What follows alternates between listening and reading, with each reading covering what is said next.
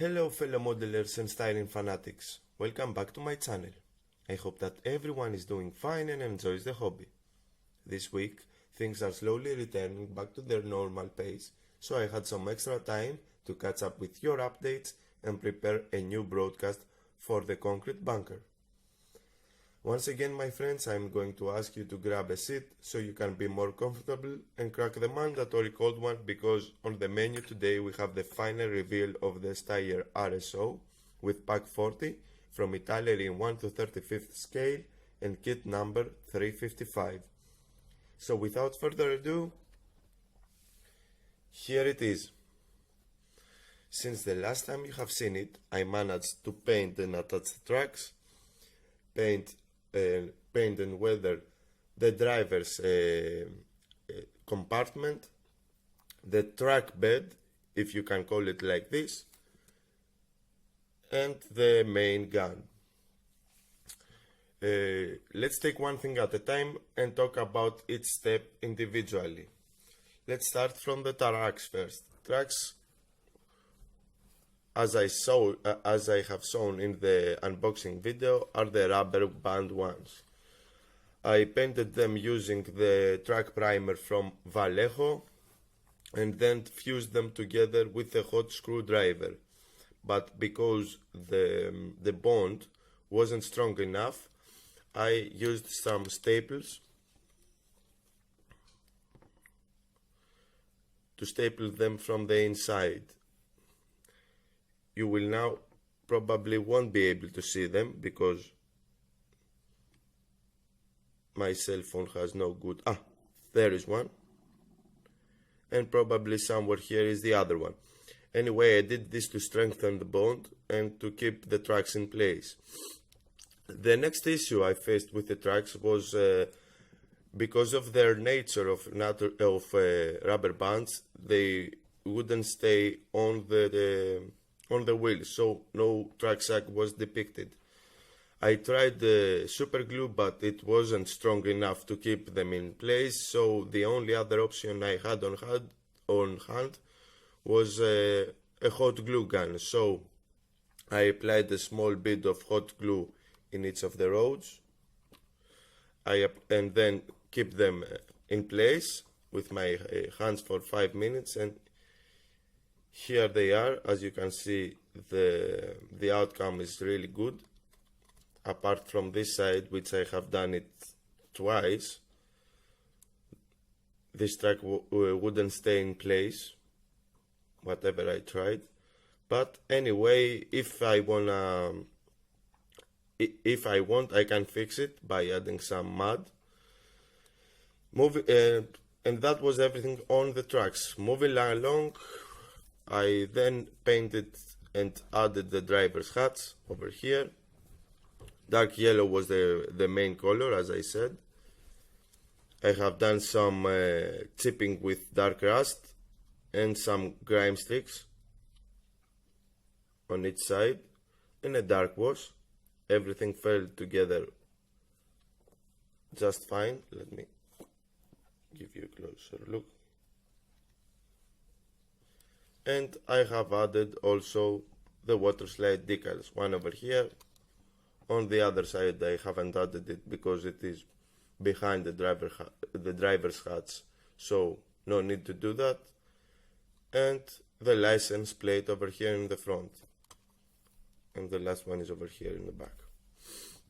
So after I finished with the driver's compartment, I moved on to the track bed. So I assembled it, painted it dark yellow in the middle because here is where the steel parts are.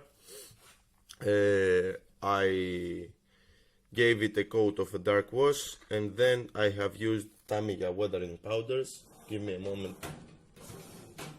I have used this set, the F, and the light gun metal to depict somewhere over here where the crew operates mostly. Then I moved on to the wooden sides. Normally I would paint them dark yellow, but that wasn't the choice for me. I took the artistic license and painted them as wood because it is more interesting to the eye. And the only problem I faced over here is the injector pin marks. They are all located on the inside. No injector pin marks on the outside, as you can see.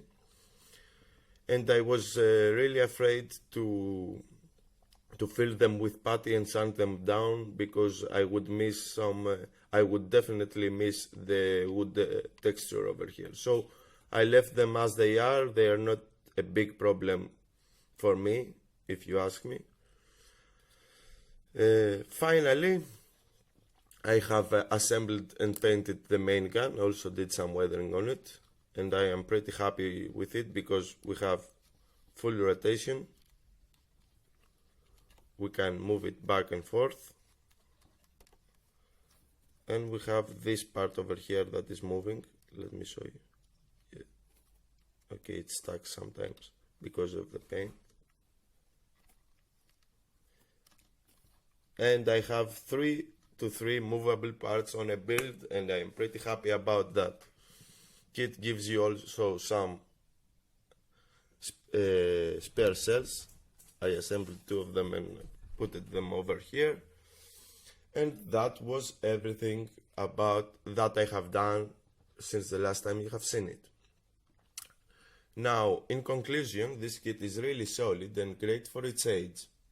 It gives you options on how to build it, and it goes together like a breeze. It works great as a standalone or even a complementary build for a dio. I can recommend it to every type of modeler because it is easy to put together, and it is, as I said, a nice kit even for a dio. And that was everything that I have to say for today's build, my friends. For anyone interested, in the end of this video, you will find a photo slideshow build of the whole project in a step-by-step fashion and some info about the vehicle. Also, stick until the end to see how the 2 new shop cards are doing.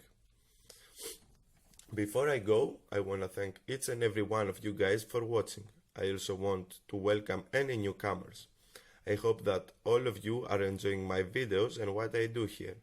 If so, you'll know what to do. Leave a like, comment with your thoughts and opinions, share the video, or even consider subscribing for more builds to come. Until the next time, fellow modelers and friends, take care and model on. It was that Mofo Damon, signing out. One of the German army's major challenges during the Second World War was anti-tank warfare. It was particularly important on the Eastern Theater, where the Soviet forces achieved numerical superiority towards the end of 1943. Ground conditions and lack of usable roads across vast terrain limited the use of heavy-towed artillery pieces considerably. Therefore, the use of tracked gun carriers became an alternative solution. Among the various modified vehicles to carry anti-tank guns, the half-track Steyr RSO, in conjunction with the outstanding 75 mm gun PAK 40, proved to be a viable solution in regards to high mobility and simplicity.